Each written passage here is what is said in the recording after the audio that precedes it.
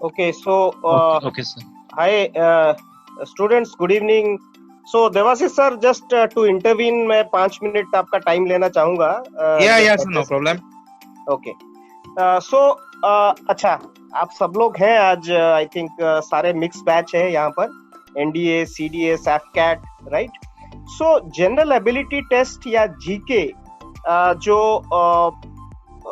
Defence exam के लिए होता है, ऑफिसर कैडर के लिए, जैसा कि सर ने ऑलरेडी आपको बताया. देखो 11th 12th एक एक एक मतलब आप वो टॉपिक वाइज आपको बताने की कोशिश कर रहे हैं, लेकिन वही टॉपिक आपने अपने 8th 9th और 10th स्टैंडर्ड में भी पढ़े होंगे. जब आप साइंस, फिजिक्स, केमिस्ट्री को अलग नहीं पढ़ते हो, आप science as a whole subject आप पढ़ते हो 8th 9th 10th में. तो जो बहुत ही स्ट्रेट क्वेश्चंस आते हैं, और सारे जो एक जीके में या जनरल एबिलिटी टेस्ट में उसमें क्या होता है कि आपके सभी फील्ड ऑफ, देखो एक एनडीए, सीडीए, सैफकैट, ये जो एग्जाम्स होते हैं, ये एग्जाम आपके आर्ट्स स्ट्रीम से भी बच्चे देते हैं, कॉमर्स स्ट्रीम से भी देते हैं और साइंस स्ट्रीम से भी देते हैं. तो सभी का अपना अपना एक इक्वल एडवांटेज और डिसएडवांटेज है. आप ये नहीं कह सकते कि मैं कॉमर्स का हूं तो मैं नहीं कर सकता हूं. कॉमर्स में अगर आप हो तो आप बेसिक अरिथमेटिक कर सकते हो. कॉमर्स में आप हो तो एक जनरल करंट अफेयर जो है वो आप वो कर सकते हो. कॉमर्स में अगर आप हो तो इकोनॉमिक्स कर सकते हो. वैसे ही आर्ट्स जो स्टूडेंट्स देते हैं वो हिस्ट्री, ज्योग्राफी, पॉलिटी, वो उनका एज रहता है. जो साइंस बैकग्राउंड से हैं उनके लिए एज रहता है फिजिक्स, केमिस्ट्री, बायोलॉजी. तो ये कुछ ना कुछ हमेशा सभी का एडवांटेज और डिसएडवांटेज है. लेकिन फिर भी इन एग्जाम्स में आप लोग what you can do, they are very straight questions. आपके जो क्वेश्चंस आएंगे, सर देवाशीष सर जो बोल रहे हैं कि 11 12 आप वो टॉपिक्स आपको मिल पाएंगे डेफिनेटली, थोड़ा और उसमें एज रहेगा. लेकिन वही टॉपिक्स आपने साउंड 11th क्लास में भी पढ़ते हो और आप 10th क्लास में, 9th क्लास में, 8th क्लास में भी पढ़ते हो. Yes, sir. Yes, sir. जो 8th 9th और 10th क्लास की जो स्टैंडर्ड्स है, जो क्वेश्चंस है उसी लेवल के आते हैं. The questions will B of same level, जो कि एक नॉर्मल आर्ट्स स्ट्रीम का, कॉमर्स स्ट्रीम का या साइंस स्ट्रीम का इक्वली इनफैक्ट अटेम्प्ट कर पाए. और दूसरी बात है, उसका बेनिफिट क्या होता है, आप बेसिक चीजें समझ लो. जो हमारा यहाँ पर वे ऑफ टीचिंग रहेगा, जो अभी सर आपको पढ़ाएंगे, पर्टिकुलर टॉपिक जो पढ़ाएंगे, आई थिंक आज इलेक्ट्रोस्टैटिक्स के ऊपर पढ़ा रहे हैं मुझे लग रहा है. तो आप एक बेसिक कॉन्सेप्ट बनाओ और उससे रिलेटेड जितने ज्यादा आप एमसीक्यूज, मल्टीपल चॉइस क्वेश्चंस या क्वेश्चन बैंक प्रैक्टिस करोगे, आप देखोगे आप 200, 400, 600, 1000 आप क्वेश्चन सब प्रैक्टिस करने लगोगे, then what you will see, these 60% of the questions are repetitive. वही क्वेश्चंस 5 साल, 7 साल, 8 साल पहले भी आए थे, और हर साल उसमें से 2 या 3 क्वेश्चन रिपीट होते हैं. जस्ट वेरी स्ट्रेट क्वेश्चंस, खाली नाम चेंज होगा या एक फिगर चेंज होगा, but the questions will be repetitive. So in that way also you can plan to attempt the questions. So इसमें इतना घबराने वाली बात नहीं है. हमेशा हर एक एग्जाम में एक मेन सब्जेक्ट होता है, जो कि एनडीए में मैथ्स है, और जनरल एबिलिटी इनफैक्ट सभी इक्वली करते हैं, बराबर करते हैं. डिसाइडिंग फैक्टर क्या होता है, मैथ्स होता है. जो आप सीडीएस के लिए प्रिपेयर होते हो, सीडीएस में भी there are deciding in fact subjects, जिसमें मैथमेटिक्स फॉर द आईएमए और द परमानेंट कमीशन, और English for the OTA, officers training academy या शॉर्ट सर्विस कमीशन के लिए. ये दोनों डिसाइडिंग सब्जेक्ट्स होते हैं. बाकी जनरल एबिलिटी, जीके, सभी स्टूडेंट्स मोर और लेस 19-20 का ही फर्क होता है, बराबर करते हैं. तो इसमें इतना घबराने वाली बात नहीं है.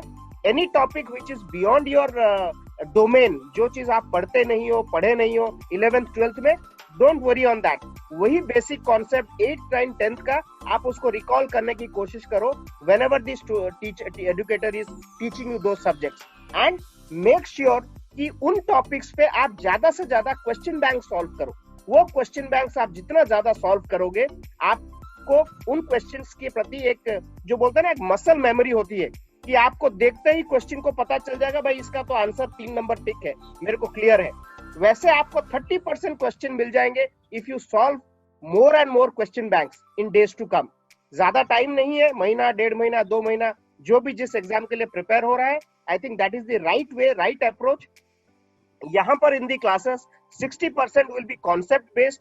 जो चीजें आपको डिफिकल्ट लग रही है वही चीजों के ऊपर educators will teach you and you ask questions. Rest 40% will be self study, जो बहुत कम मार्क्स के क्वेश्चन जो एग्जाम में आते हैं. तो इस वे से हम आपकी तैयारी कराएंगे so that you can clear those exams in A smarter way, not the harder way. Difficult level सभी के पास वो एडवांटेज और डिसएडवांटेज का पोजीशन है. Don't worry on that. So focus on your core areas. अगर आप कॉमर्स के हो, कॉमर्स सब्जेक्ट्स के ऊपर फोकस करो, उसमें कोई गलती मत करो. बाकी सब्जेक्ट्स ओके, इट्स ओके, आप उसमें एक आध दो गलती होने से भी डोंट वरी ऑन दैट. कोई अगर कॉन्सेप्चुअल क्वेश्चन है, you are not good in the solving a sum, physics में कोई सम आएगा, कोई इनफैक्ट प्रॉब्लम आएगा, तो उस प्रॉब्लम को अगर आप कंफर्टेबल नहीं हो, लीव दैट क्वेश्चन. एक क्वेश्चन छोड़ने से it doesn't really make much difference. आप बट जिस क्वेश्चन को बहुत ही श्योर हो, डेड श्योर हो, focus on the core area. आपके जो स्ट्रेंथ है उस पे फोकस करो. जो आर्ट स्टूडेंट है आर्ट सब्जेक्ट पे फोकस करो. जो साइंस स्टूडेंट है वो इंश्योर करो फिजिक्स, केमिस्ट्री, बायो में एक भी गलती नहीं हो. बाकी गलतियां, ताकि आपके पास स्कोप रहे गलती करने के लिए दूसरे सब्जेक्ट्स में जो चीजें आपको कम इनफैक्ट पता है या आप उसमें कंफर्टेबल नहीं हो. So that should be your approach while you prepare for these exams.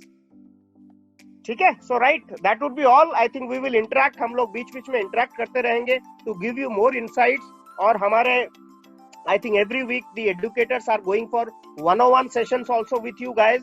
एक 1-to-1 जब आपसे बात करते हैं, खुल के उनसे बात करो, ओपनली बताओ कि आपका प्रॉब्लम क्या है, क्या आपको गाइडेंस चाहिए, कौन सा बुक आप रेफर कर पाओगे. क्योंकि कोचिंग जो है, एडुकेटर आपको एक डायरेक्शन दे सकते हैं, आपको पानी तक लेके जा सकते हैं. वो पानी पीना है नहीं पीना है वो आपके ऊपर डिपेंड करता है स्टूडेंट्स. और जब आपका, क्योंकि आपको जबरदस्ती है, घोड़े को पानी कोई नहीं पिला सकता, पानी तक खींच के ले जाएगा. सो हमारा काम है, एडुकेटर का काम है आपको पानी तक खींच के लेके जाना. लेकिन वो पानी पीना नहीं पीना ये अल्टीमेटली आप लोगों के ऊपर डिपेंड करता है. It all depends on you, how sincerely you prepare. No one should miss the classes. और क्लासेस इनफैक्ट में be very vocal, clear your doubts. Weekly 1-on-1 session में जो भी आपके प्रॉब्लम एरियाज है वो डिस्कस करो. Reach out to the in fact अगर उसमें भी समझ में नहीं आता, then reach out to the coordinator, to the consultant Nayan madam को, कि मैम मैं इसमें प्रॉब्लम फेस कर रहा हूँ, मेरे को कोई एक्स्ट्रा क्लासेस चाहिए. So that also she will arrange. तो हर एक चीज पॉसिबल है, बट उसमें आप सबका एफर्ट चाहिए. आपका इंटरेस्ट दिखने से एजुकेटर भी इंटरेस्ट दिखाएगा. लेकिन अगर आप लोगों का इंटरेस्ट नहीं रहेगा, you miss the classes, you don't ask questions, you don't show sincerity, तो धीरे धीरे उन लोगों का इंटरेस्ट भी कम होगा. भाई, these are not the people, these are not the lot who are going to make it to the exam.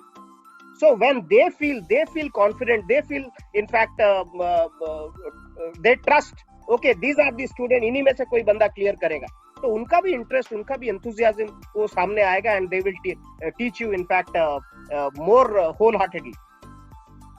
Right? Have I made myself clear? Yes, sir. Yes, sir. Thank you so much. Over to you, Yes, sir. Devasith.